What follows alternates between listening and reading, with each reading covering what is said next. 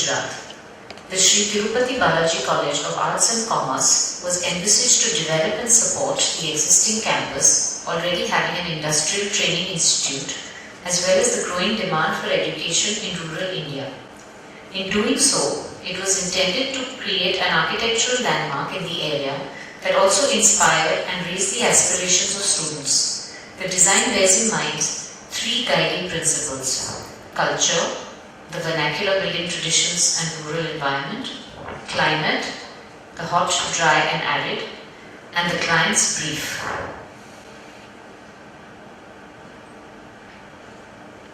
Handcrafted in coarse textures and earth colors, the building emerges from the site as an extremely simple architectural solution to a regionally relevant building. The client's strong belief in Vastu became a framework for the development of the layout. The definition of access points, central open courtyard or Brahmasthan, locations for specific activities were defined by the overall principles of Vastu.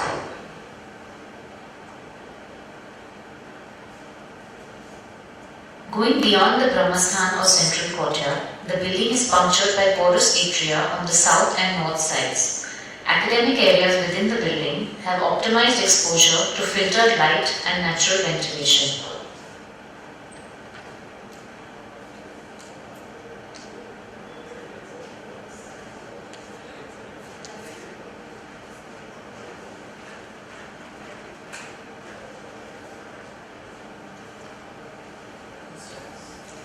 The cross ventilation, enabled by the generous porosity of the building, is filtered by screens with creepers in response to the hot, dry and importantly, dusty climate.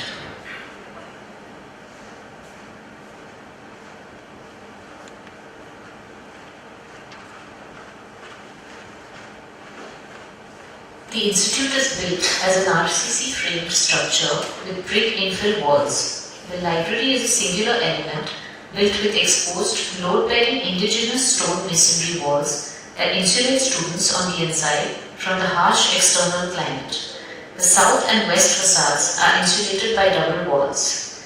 Recycled tile flooring or China mosaic is used to insulate lower levels. As the heart of any institute, accessible right from the entrance foyer, is the library. Built of indigenous stone masonry walls, the library breaks the continuity of the plastered surface and stands out on account of its materiality.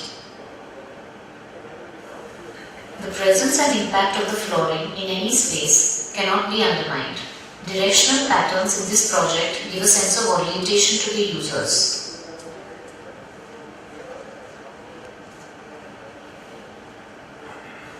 The interior transitional spaces are characterized and made relevant with murals drawn and developed by us and hand-painted by local artisans.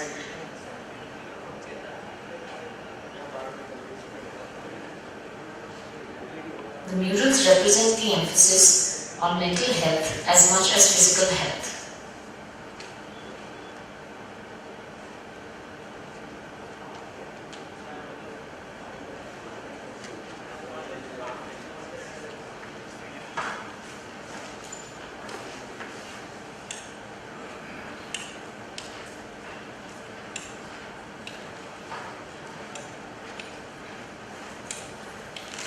All the concerns that are addressed lead to a simple yet vibrant architectural solution. Spaces are inward-looking towards the courtyards that occupy an equal proportion of the building shell.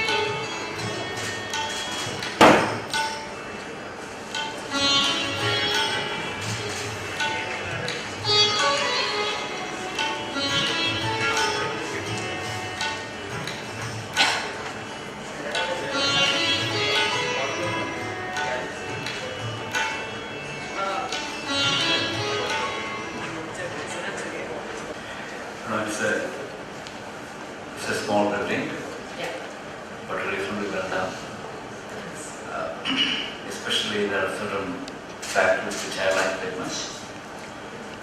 One is the kind of order which you have created in the plan to meet the functional requirement. But at the same time, I think 21st century education is really slightly different.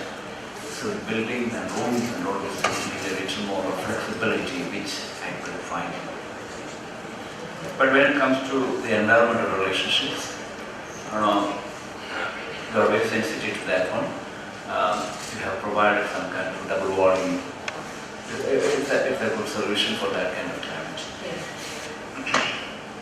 The only thing I would like to ask you, how are you empathizing with students or the users as a designer?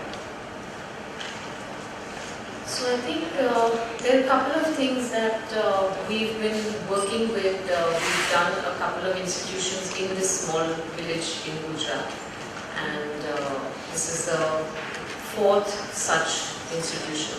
And what we found is using using colors, textures, materials that they identify with, and spaces that are comfortable, whether it's by way of the environment you create by the kind of spatial environment, something different from their homes. This is really a tiny village, and yet I think something that's not outlandish to them, something that's not alien, something that's not been dropped from a completely different social or cultural environment.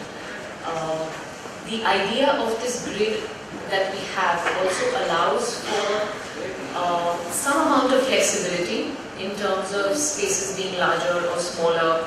The multi-purpose hall also falls within the same grid.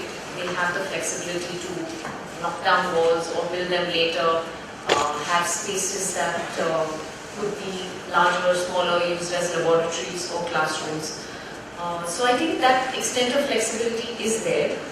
And with there being a huge dearth in good educational institutions in small villages like this, there is also this endeavor to give them space to look forward to have students really want to come here. And well, we found with the few that we've done that it's working, and also kind of emphasize the idea of the library, where we have provided facilities such that, of course, there are books and racks, but they also have access to the internet. They also have access to other medium of information and access.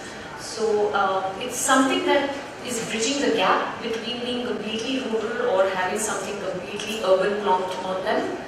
And yeah, that's what the endeavor has been.